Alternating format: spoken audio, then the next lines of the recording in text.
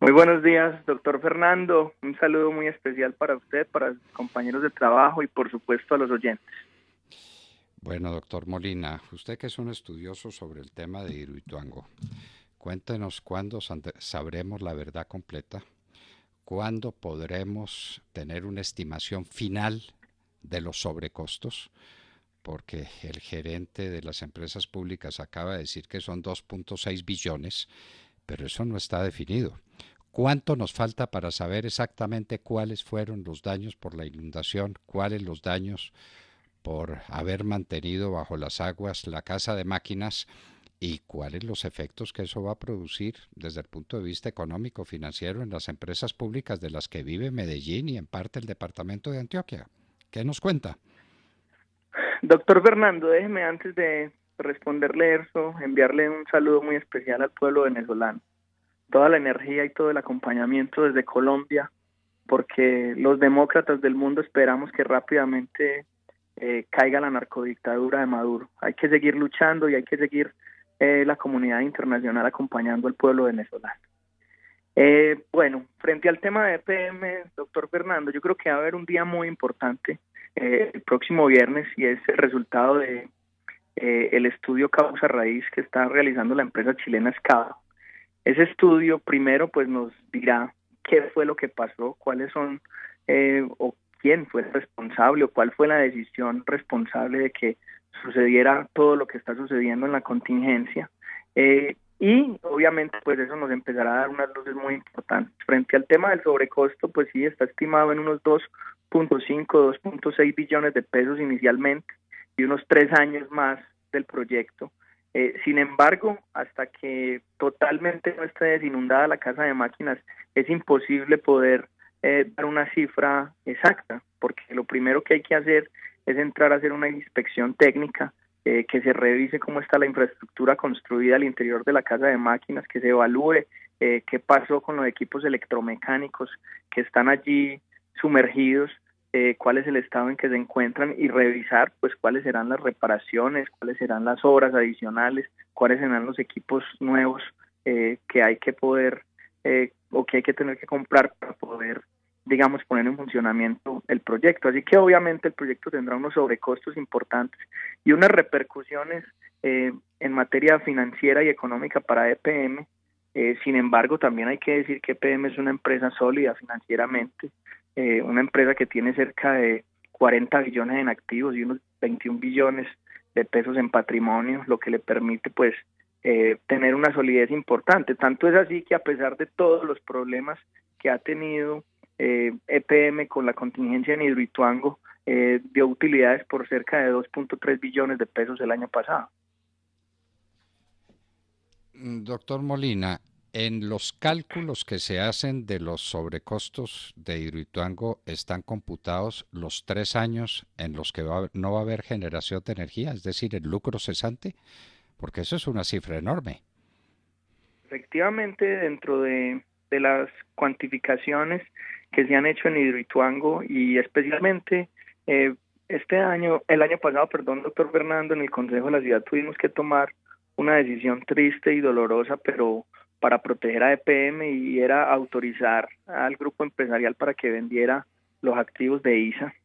Y dentro de toda la planeación de flujo de caja de empresas públicas hacia el mediano plazo está cuantificado ese dinero que va a dejar de entrar por la venta de energía durante esos 3 años. Recordemos que estaba planeado que EPM empezara a generar energía en Hidroituango a finales del año anterior y obviamente estos 3 años han retrasado el proyecto que se espera entre en funcionamiento a finales del año 2021 o a principios del año 2022. ¿Usted tiene el dato de cuánto vale la energía que generaría o que debe generar Hidroituango esos 2,5 millones de kilovatios? ¿Cuánto valen en el mercado?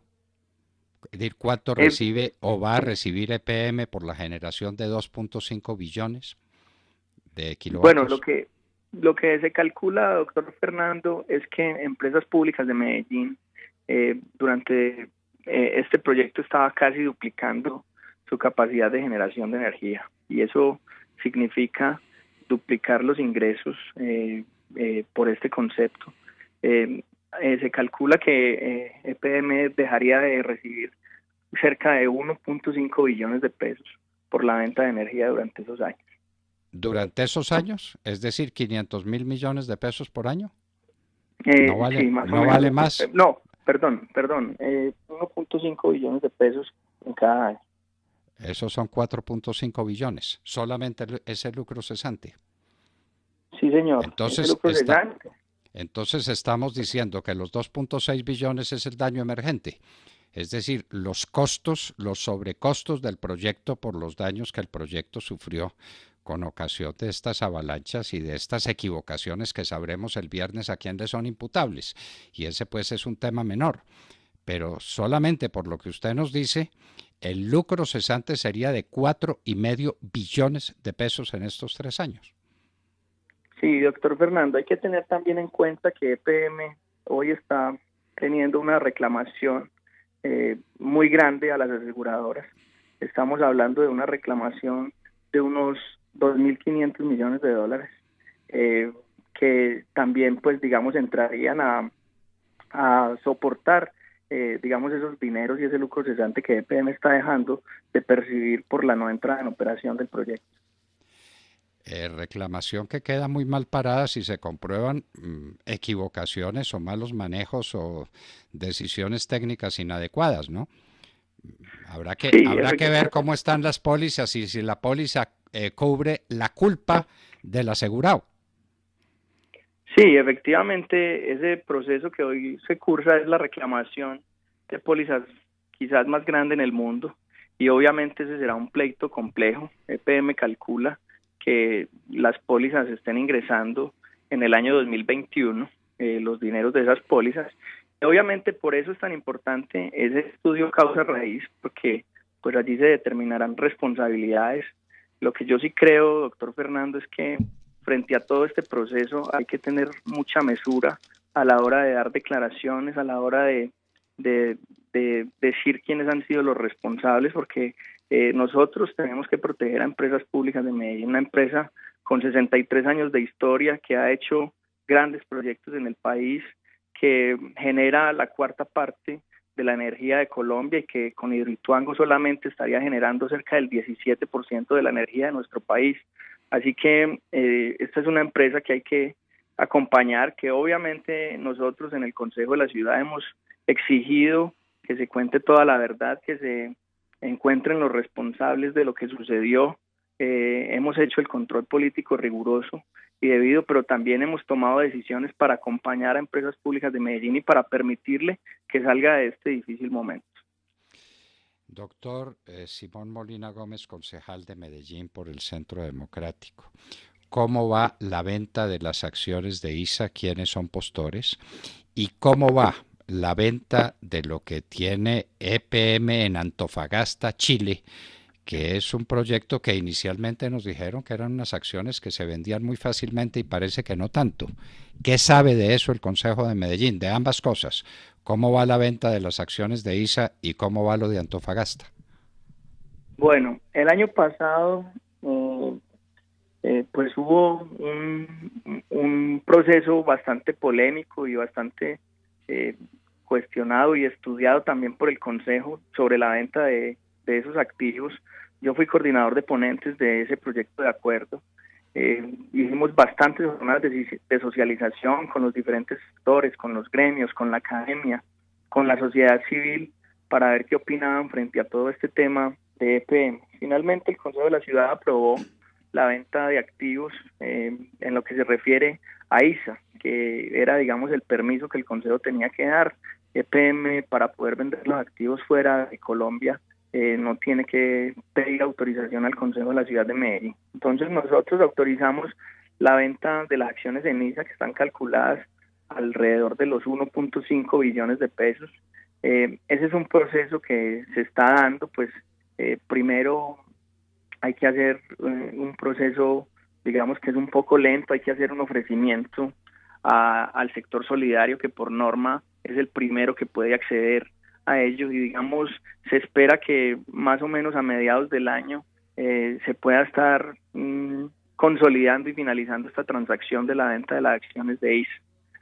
El tema de Chile es un tema más complejo porque pues EPM ha tenido que contratar una empresa que haga toda la caja de datos de Aguas de Antofagasta para poder hacer una valoración exacta y poder salir, digamos, a la oferta. Dicen los directivos de empresas públicas de Medellín que existen algunas compañías que quieren comprar Aguas de Antofagasta. Sin embargo, nosotros sí hemos dicho siempre, doctor Fernando, que estaremos muy al tanto sobre esa transacción, porque lo que necesitamos es que EPM y la ciudad de Medellín sí puedan capturar el valor por lo menos que pagaron por Aguas de Antofagasta y que no se vaya a presentar allí un detrimento patrimonial. Bueno, uno no comprende así prima facie por qué el Consejo de Medellín interviene en las ventas de activos que están dentro de Colombia y no en los activos que están fuera de Colombia, que es asunto todavía más delicado y más complejo. No es fácil entender eso, doctor Molina. Sí, doctor Fernando, en realidad eso fue uno de los puntos de discusión más grandes que tuvimos en el Consejo. Diferentes concejales eh, exigían a EPM pedir el permiso también al Consejo de la Ciudad para poder vender los activos por fuera del país. Sin embargo, existen algunos conceptos jurídicos, incluso del Consejo de Estado, que dicen que esas acciones o que esas inversiones fuera del país no tienen que pasar por el Consejo de Medellín, sino que es una decisión de la Junta Directiva de EPM. ¿Cómo le parece, pues? Eso no es fácil de entender y no lo entenderemos nunca, pero en fin, es un tema menor. Aguas de Antofagasta, no se sabe exactamente eso cómo va a ser y cómo va a ser esa venta. Y las acciones de ISA, 1.5 billones de pesos, un proceso, pues no es fácil encontrar a alguien que tenga 1.5 billones de pesos listos para comprar las acciones de ISA, ¿no? No, esa no es una operación sencilla, pero tiene que hacerse porque EPM necesita liquidez para enfrentar los temas un desastre tecnológico cuyos límites y cuyos culpables o responsables aparecerán en la revelación que nos haga el próximo viernes, ¿correcto? ¿Es este viernes que llega? Sí, entiendo que el gerente de empresas públicas de Medellín, Jorge Londoño de la Cuesta, el día de ayer, en una presentación ante el sector empresarial en Bogotá, pues ya confirmó que el próximo viernes, 1 de marzo, será la entrega del informe de Escava, el informe de causa raíz, que permite determinar qué fue lo que sucedió en el proyecto hidroeléctrico Ituango, ¿cierto? Obviamente, lo que hablábamos ahora sobre el tema de la liquidez de EPM y de esas operaciones que se deben hacer para poder garantizar, hay que decir que EPM tiene un plan de inversiones bastante ambicioso durante los próximos años, cerca de 11.7 billones de pesos entre el año 2018 y el año 2020.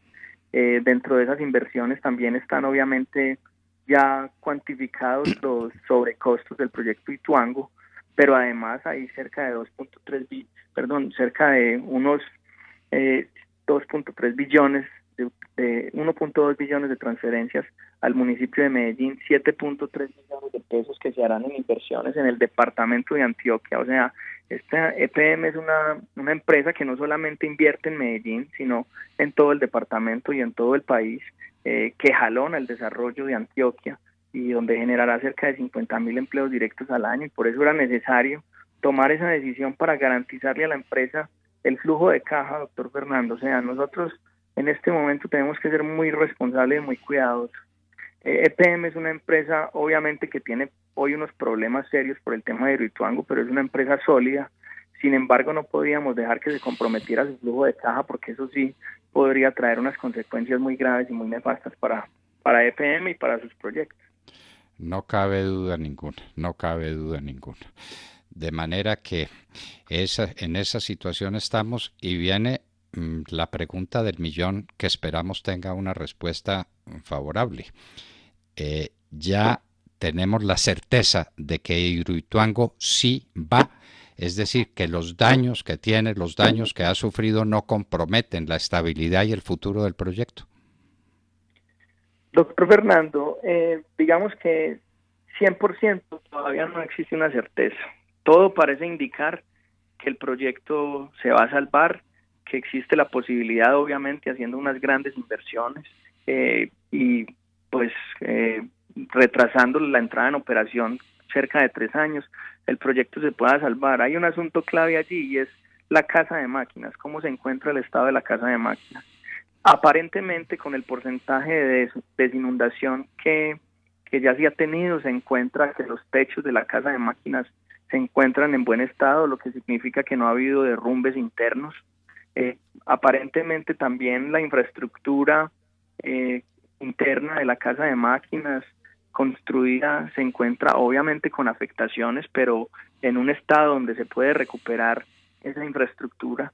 Y ese es el asunto clave. El día que se desinunde la casa de máquinas, se haga una inspección detallada, un informe técnico que permita conocer los daños estructurales que ha tenido el proyecto y especialmente en esa casa de máquinas. Ese día se podrá determinar a ciencia cierta si el proyecto es o no viable, pero aparentemente y en un alto porcentaje, doctor Fernando, como lo ha dicho Empresas Públicas de Medellín y nos lo ha contado también de Medellín, el proyecto en un alto grado parece que se va a salvar y efectivamente tendremos Hidroituango y tendremos ese sistema energético integrado al sistema colombiano, porque pues si no, también en unos años estaría muy comprometida la soberanía energética del país. Que es lo más grave que nos puede ocurrir. Hidroituango no puede fracasar, no por el bien de EPM, por el bien de Medellín, de Antioquia y de Colombia entera. Hidroituango se nos cae encima a todos el día que se llegue a caer. A propósito, esa famosa caverna o hueco, como usted la quiera llamar, que se hizo cuando el agua se metió dentro del proyecto porque no tenía por dónde salir, ¿no es una amenaza para el proyecto? Sí, efectivamente ese es el riesgo más grande que existe hoy. Una caverna o una socavación que se hizo de unos 30 metros cúbicos, muy cerca de, por decirlo así, de la bocatoma por donde entra el agua al proyecto. Allí hay una inestabilidad, unos derrumbes internos, y ese es, digamos, el primer paso que EPM debe dar de manera técnica, y es resolver y poner en estabilidad esa zona que se ha derrumbado. Digamos que ese es el riesgo más latente que existe hoy en el proyecto. Doctor Simón Molina Gómez, concejal de Medellín, Centro Democrático, cuánto agradecemos su participación con nosotros y esperamos seguirlo contando como nuestro interlocutor para que nos siga ilustrando sobre este tema que tanto importa no solo a Medellín, a Colombia entera. Muchas gracias, doctor Molina. Doctor Fernando, muchísimas gracias. Un saludo especial y creo que es el momento de rodear a Empresas Públicas de Medellín, de darle las herramientas para que... Bueno. Problema de la comunicación ya. Por fortuna, sí, fue a la despedida, pero siempre nos ocurre, ¿no? Sí. Siempre nos ocurre, yo no sé cuál es el problema. El doctor Simón Molina Gómez se estaba despidiendo de nosotros.